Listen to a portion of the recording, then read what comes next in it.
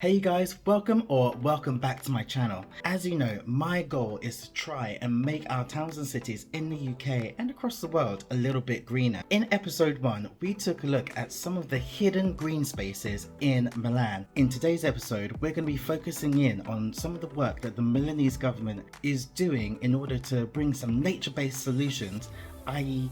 green projects, to help make Milan more sustainable.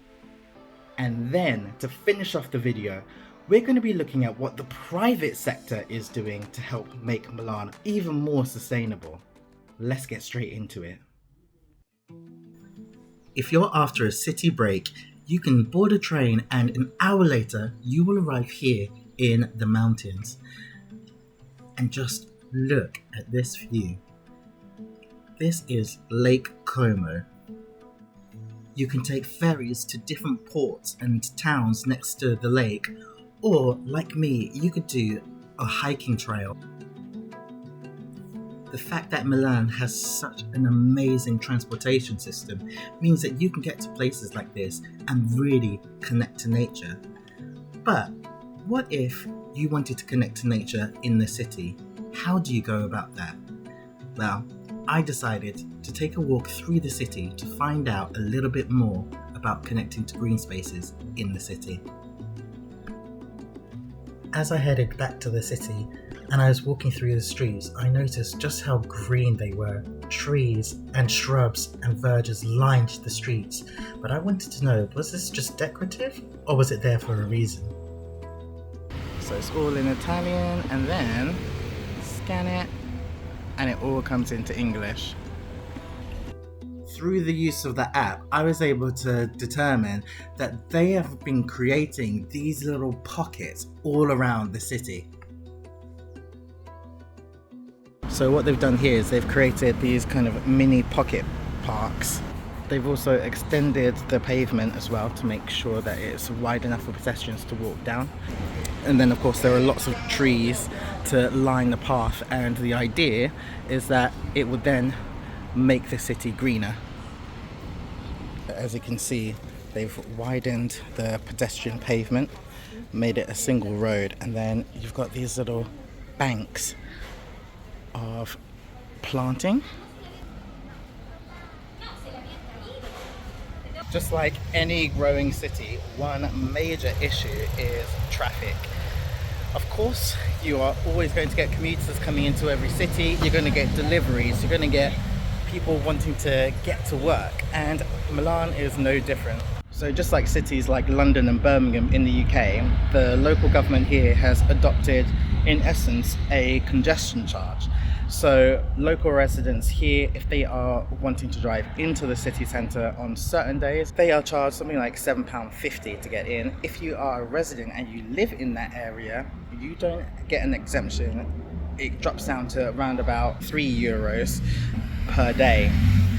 Now, what you can do obviously is you can get yourself an electric vehicle, which then takes you off that list from having to pay. The general goal is to try and bring down the pollution in the city centre. As we've seen, the roads are kind of narrow as well, so there's even more chance for you as a pedestrian to pick up some of those fumes.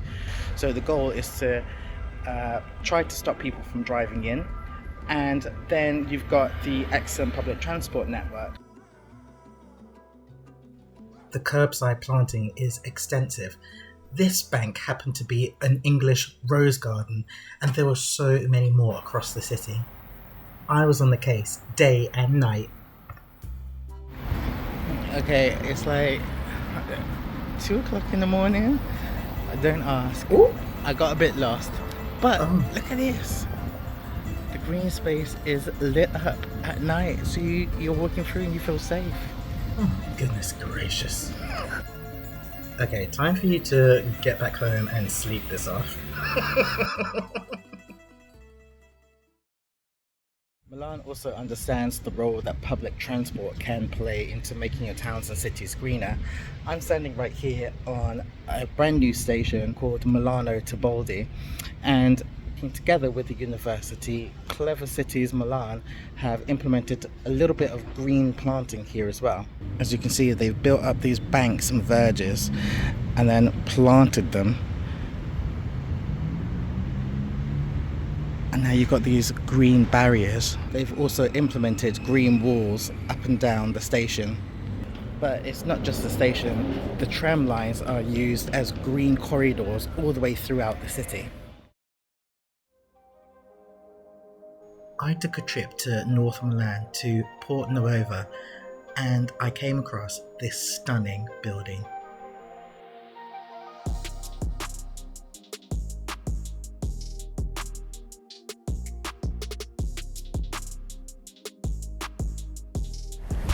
This imposing structure behind me is called the Bosco Verticale. It is an urban forest. In fact, it's a vertical urban forest. Here you'll find over 500 different trees, 5,000 shrubs, and 11,000 perennial plants. The goal of this building is to demonstrate what our towns and cities could look like in the future. It's not just about the amazing planting, but it's also about creating better biodiversity within our towns and cities. The most common misconception about the Bosco Verticale is that it's one tower. In fact, there are two.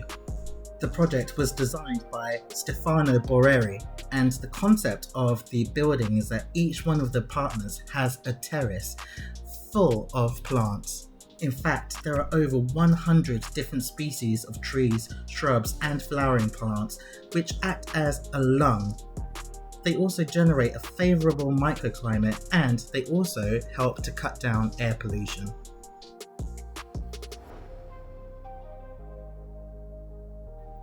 And in fact, the plants used for this project were held in a nursery for 2 years to make sure that they had optimum results.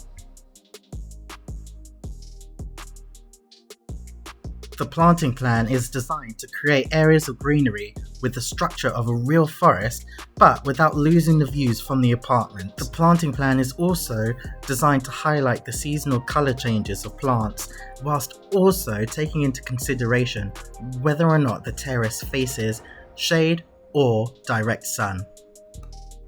The planting even impacts the building's energy consumption, because in summer, the leaves help to block the sunlight getting into the building, which helps to keep the building cool.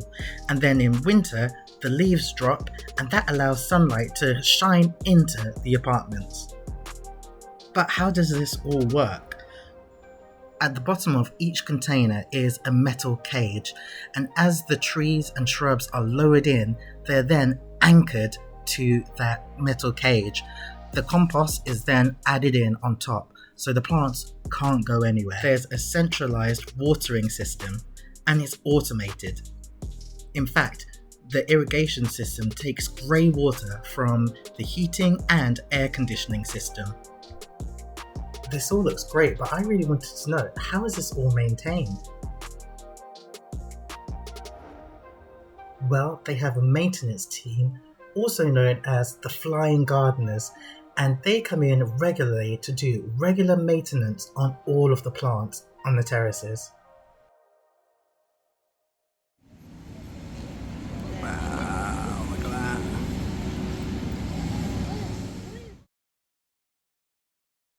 The Bosco Verticale has become one of Milan's top landmarks. But something that a lot of people don't know is its location. The building happens to be located right next to one of Milan's newest urban parks. BAM Park was designed by the Dutch studio Inside Outside and was built by Coima on behalf of the municipality of Milan as part of the Porta Nuova urban planning project. The park is a landmark and green heart of Milan's innovative skyline, with 10 hectares of extraordinary botanical collection. Its name, BAM, means the Library of Trees, and it's called that because the park is an urban botanical library.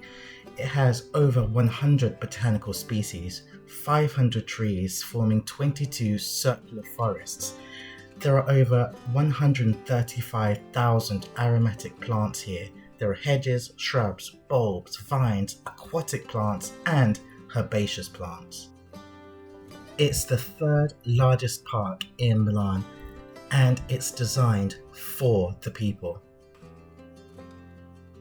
BAM and the developer Koima are working together with the Milanese local government to manage and maintain this park. So you will see activities like concerts in the park. But you'll also see schools and local residents coming together to use these community gardening allotment spaces to grow their own food.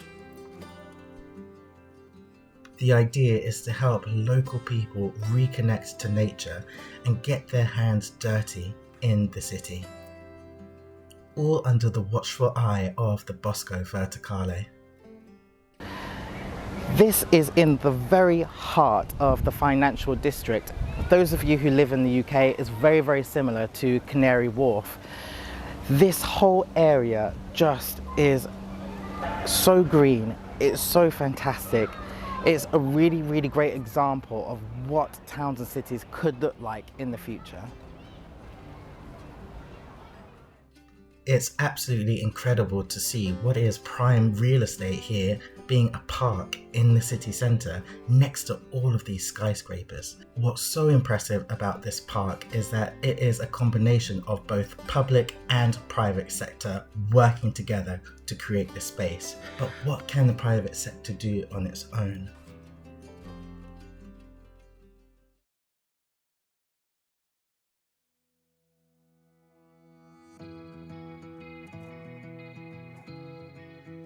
Now, my final stop here in Milan happens to be the City Life shopping centre.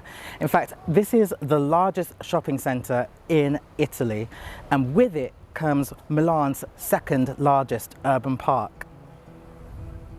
Nestled next to 3 huge skyscrapers is this amazing shopping centre. Inside you'll find over 80 stores, a cinema and 20 bars and restaurants. And outside you'll find a further 100 stores, plus this incredible green space. They also managed to create over 1,000 new homes, plus office space for up to 10,000 workers. Now you may be wondering, well, where do people park? Well, underground there's an extensive car park system and underground roads, making this one of Europe's largest car-free zones. This area was formerly a trade fair, and when there were events on, the traffic and pollution that used to come into the city was really disturbing to residents. So this is a complete 180. Instead of adding pollution to the area, now this park is all about solar panels, collecting in energy, collecting rainwater, and creating a space for biodiversity to flourish in the city. Now, I'm collecting all of this data for everywhere that I've been, and I'll be presenting it right back to my local government in Manchester. But I will also be sharing some of this data with towns and cities across the UK to make sure that we see more spaces like this across our towns and cities all over the UK.